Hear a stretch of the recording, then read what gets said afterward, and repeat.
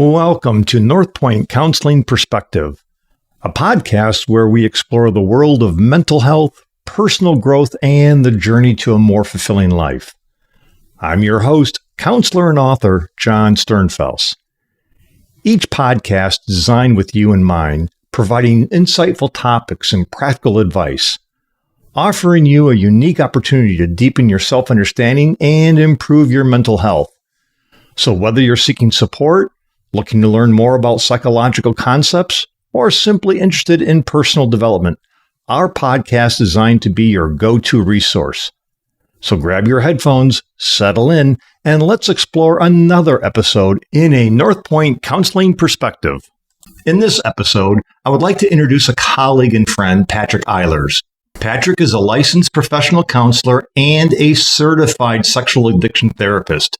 Welcome, Patrick. Hello, my name is Patrick Eiler. I'm one of the therapists here in North Point, and I appreciate an opportunity here to be able to share with you a little bit today about self-image versus self-definition. Originally, when I talked about self-image versus self-definition back in an earlier episode I had done regarding the 12 dimensions of healthy sexuality, I described self-image versus self-definition as the Polaroid picture that we sort of stand behind. The picture itself is our image, where our definition is the thing who we really are behind the picture. Since then, I've considered a couple other options that had maybe will be more benefit of trying to clarify some of this that can be hard to understand. It's very human for us to want to have a self-image. It's very human for us to want to put together the way certain things look versus the reality that they really are. But as an addict, most people typically have multiple compartmentalizations in their life. They tend to sort of put multiple images in their life. And because of this, they also tend to put a lot of things in place, these images that are not truly who they really are. This is very similar to what they used to call badge engineering back in the 1980s and 90s. A lot of the big three automakers used to put different badges or different logos, different emblems, grills, those kind of things onto cars that they were basically all exactly the same. The probably most famous version of these cars that ever existed were the cars called the J cars that were built by General Motors. There were 5 divisions of General Motors at the time: Chevrolet, Pontiac, Oldsmobile, Buick, and Cadillac. All 5 of these car brands had their own distinct market that they wanted to reach. In the 80s, there was a movement toward smaller cars, and certainly cars that were being competed from Japanese and European automakers.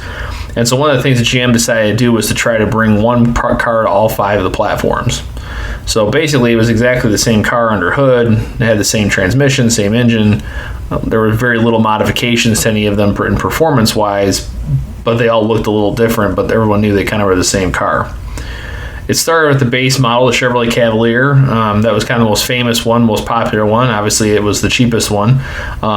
It was kind of the everyday person's driving car. The Pontiac was the J2000, which was more of a sportier version of the Cavalier. It had a little more of a sportier image and just all-around kind of performance-oriented is sort of that Pontiac's image that they were presenting in most of their automobiles at the time. Oldsmobile was in the middle. Oldsmobiles always were kind of known to be between sporty and luxury. And then you had Buick. Their version was the Skyhawk, which was sort of an economy car with some luxury touches to it. And then there was the top-of-the-line Cadillac Cimarron. For those of you who know Cadillac history, the Cimarron was a total flop, and the Cimarron was basically known to be a Cavalier. It looked like a Cavalier, and there wasn't much different about Cavalier, but it was high priced. And out of all the J cars, the Cimarron probably was the one that was least successful. What occurred during that period of time was that GM wanted people to see images of these vehicles that would be meeting each person's tastes and needs, but still was selling the same car defined by one car itself in total. And so this is kind of similar to what we do as human beings. We tend to have multiple different versions of who we are, and so we want different people to see different parts of ourselves. That way, especially if you're struggling with an addiction, you can keep the addiction compartmentalized and not so that it can be seen by everybody. It allows you also to sort of dissociate from your own belief about what you're doing, especially if it's against your morals and values, and you can keep it in a separate compartment. These cars were very much successful in some ways as far as sales go, but only some of them were successful because they were true to who they really were. The ones that were not were basically known for what they were and were not purchased. By the end of the 80s, they end up discontinuing 3 of the 5. The Forenza, the Skyhawk, and the Cimarron all were discontinued by 1989. In their place, the J2000 was renamed the Sunbird.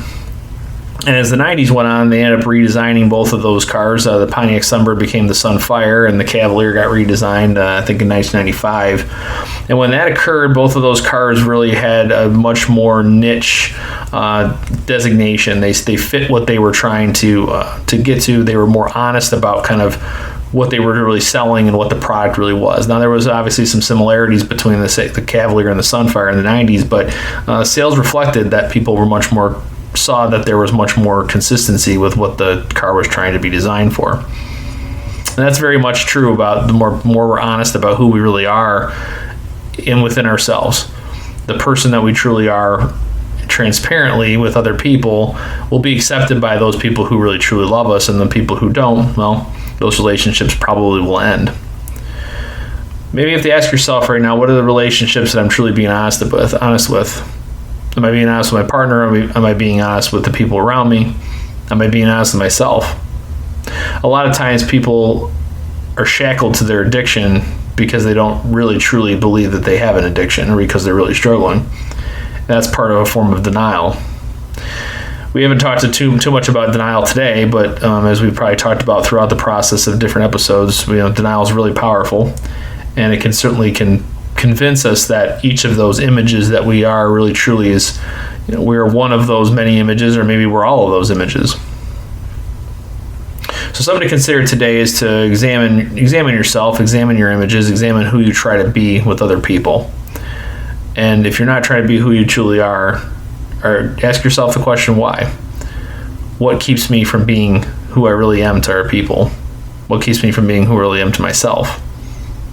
And some of those things can start to free you from the images that you presented. Total transparency and a dedication to honesty. I appreciate your time today. Thank you for joining me for another episode of the North Point Counseling Perspective. Have a great day.